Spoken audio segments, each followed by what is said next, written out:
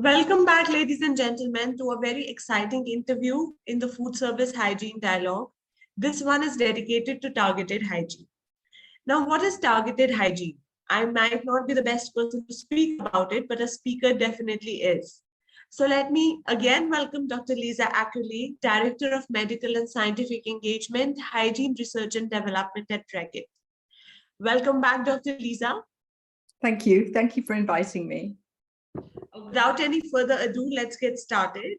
So what is targeted hygiene? Tell us about it. Okay, well, this is a concept that was developed by the International Scientific Forum on Home Hygiene, thinking about hygiene in a different way and thinking about it as more of a risk management process. And many people in the food industry are perfectly conversant with the idea of risk management because they put into place systems such as hazard analysis, critical control points. So hygiene, targeted hygiene sort of builds on this theory to actually say to people, look, what we need is hygiene at the right times and the right places. So often in the past, we've been focusing on what do we need to clean, but not necessarily about when we need to do it. So targeted hygiene looks at the moments when we can take the interventions to maximize our resources and actually maximize the effectiveness of hygiene interventions. So should I give you some examples perhaps of how that could work? And what's important is that targeted hygiene doesn't just cover surface disinfection, it covers hand hygiene as well. So, and nearly at every key moment in this, in any business, you will find that in a hygiene business that hand hygiene is very important as well as surface disinfection. So I think if we start with hand hygiene, what are the key moments for hand hygiene? Well, obviously in a food service environment, it's thinking about the food handlers, it's after they've gone to the bathroom, it's before they come into work, it's after they've got changed. And we can start to think of these various moments and then building on that, what can we then do about the surface disinfection, the other things that are really important for hygiene. And one of the things that's happened with COVID is that people have got a little bit perhaps overexcited about cleaning and they've almost done too much cleaning. And you might say, how on earth could I say anyone could be too clean and do too much cleaning? But actually what we want people to do is focus their resources, that's the chemicals they use and the time, the labor that's used on the things that really matter. So it would be things like touch surfaces, for example, in relation to COVID, we're less concerned about the floor, but more concerned about the handrails and the tables and things that people touch. And sometimes I've gone into establishments and to be frank, my feet have stuck a bit to the floor and I'm actually thinking, what's going on here? And I reckon what's happening is people are probably spraying the floor every day in the idea that this is going to help to control hygiene.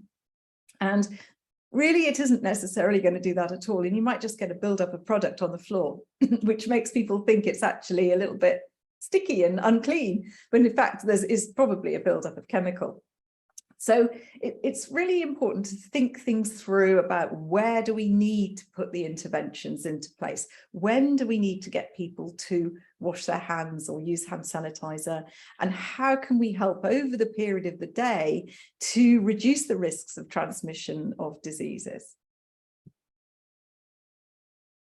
Thank you, Dr. Lisa. Coming towards my next question, how is targeted hygiene relevant to the food service industry? Well, I think it's really relevant because what we need to do in the food service industry is to protect our guests from poor health or from infectious diseases, and also our members of staff.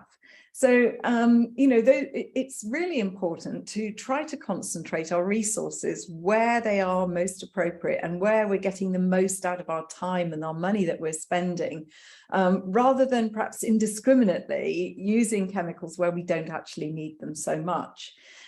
So what's important about this is we're actually trying to reduce the risks of infection within a food service setting.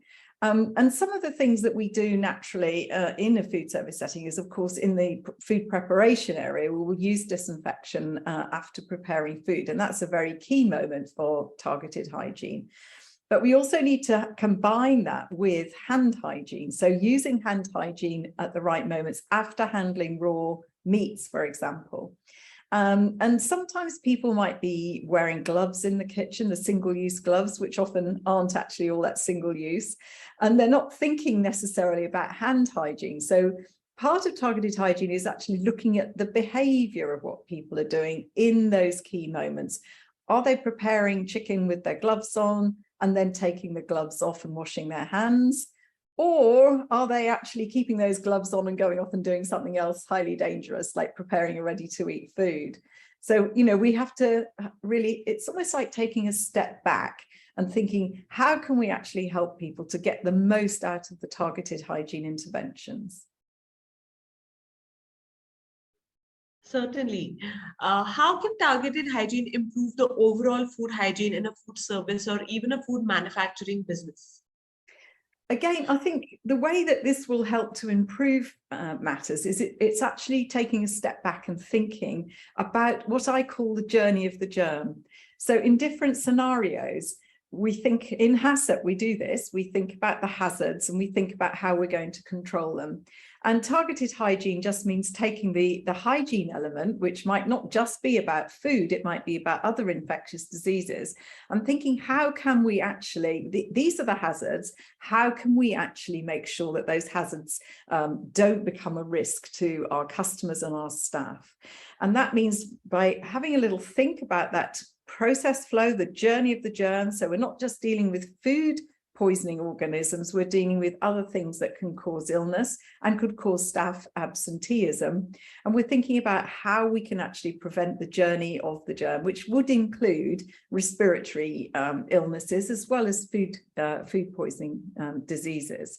So it's taking that step back and embracing hygiene on a slightly larger scale in terms of not just food safety, but also all the other diseases that can affect our workforce and our customers. And I think we've never been more focused than ever in this time when we've had COVID. But let's not forget, COVID hasn't gone away. And also we have lots of other respiratory illnesses that are around. And we don't want to take our guard up too early, because as all the other interventions are removed, like social distancing, maybe we're not wearing masks anymore, maybe we're not quarantining anymore, or even testing for illness, it means that people will be wondering about who could be infectious. And so if we can take some measures to try to reduce the risks, then we're helping ourselves, our customers, and our employees. Thank you, Dr. Lisa. Now coming towards my next question, what are the challenges of targeted hygiene in the food service industry and how do we overcome these challenges? I think for me, one of the challenges has been actually getting people to come on board with this, because some organizations might be very comfortable with doing a single clean in the day, at the end of the day, for example, a cleanup.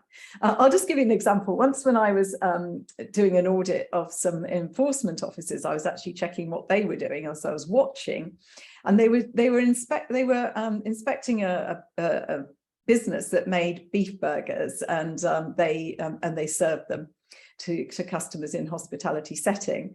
And this chap was touching the raw meat. He was putting the burgers on the grill with his bare hands. He never washed his hands for half an hour while I was watching him. And I said to him, when do you actually wash your hands? And he said, before I go home. And I was just absolutely shocked. So I think one of the challenges is people's behavior, what they're used to doing. And it might be that the organization is used to doing certain things, like perhaps only cleaning down at the end of the day. But what we actually have to do is think about the times during the day when the surface decontamination and hand hygiene really will make a difference. And that sounds so obvious, but you know, this chap was absolutely adamant that he didn't need to wash his hands at all until the end of the day. So he was effectively, in my eyes, I see bacteria, on people's hands. I can, I envisage it. He was just spreading E. coli around that kitchen and onto ready-to-eat food because he was touching the ready-to-eat food with his dirty hands. So I think the challenge really is getting people to see or imagine the invisible. Because when we're talking about microbes, obviously we can't see them. And it's getting people to think about that journey of the germ and when the interventions will be most practicable and will be most effective. So not just cleaning at the end of the day, not just cleaning at the beginning of the day, but cleaning and disinfecting at key moments when it's really needed. So, for example, in front of house, you might have a very, very quiet day. Well, you don't need to keep going around cleaning the tables if no one's sitting at them. And if you've got a very busy day, then obviously your risks start to increase of the spread of infection. So that's when you need to think, well, actually, obviously I'll clean the tables before guests, in between guests, but maybe I'll also go and do some other cleaning, some surface hygiene, because I'm busy at the moment. It's busy. Of course, when you're busy, you probably don't want to go and do something like that, but it's most effective because you've got more people touching things. And that's when you could actually go around and do the cleaning of the high touch points. Things like lift buttons, if there are those there, stair rails, and then in the bathrooms, going in on a more regular basis to disinfect things like the taps, the toilet flush, the door handles on the inside of the cubicle, and so on. So that's really how this all comes about. Certainly it does. Now, my last question, Dr. Lisa, would be, tell us about training the food service staff in targeted hygiene. Okay, well, we had this challenge at Reckitt because we were the partners for the Commonwealth Games, and training needed to be undertaken for everybody who was putting into place our targeted hygiene protocols. So what we did, because there were sort of many thousands of workforce and volunteers in the Games, and we all needed them to be on board with this, is we put together a very short 5-minute training video which put together the key principles of targeted hygiene and the journey of the germ and how we had to stop that chain of infection and how to do it. We managed to do that in 5 minutes. And I think one of the interesting things I've found over my career is that increasingly people don't have time for long training sessions. So what we've tried to do is to distill it into a really tight video, which can be played on a mobile phone or a tablet, so that people can get trained really quickly on the key things they need to know. And then we use that with protocols and did a more detailed training program with the managers so that they could reinforce the key messages. But I think getting those key messages down onto a mobile phone video means that YouTube basically just meant that we could get that message out to everybody, and it could be reinforced by the managers who'd had more in-depth training. Thank you so much, Dr. Lisa. It looks like we've covered all of our questions. Thank you so much for joining us today. You're very welcome. To all our listeners, we're calling it a day. We'll meet you again tomorrow with more interesting conversations around the food service industry. But before I sign off, I'd like to thank our diamond sponsor, Riza Hygiene, for supporting the second edition of the Food Service Hygiene Dialogue. Thank you so much for joining us. Thank you so much, Dr. Lisa, for joining us. Thank you very much. Have a lovely day. You too.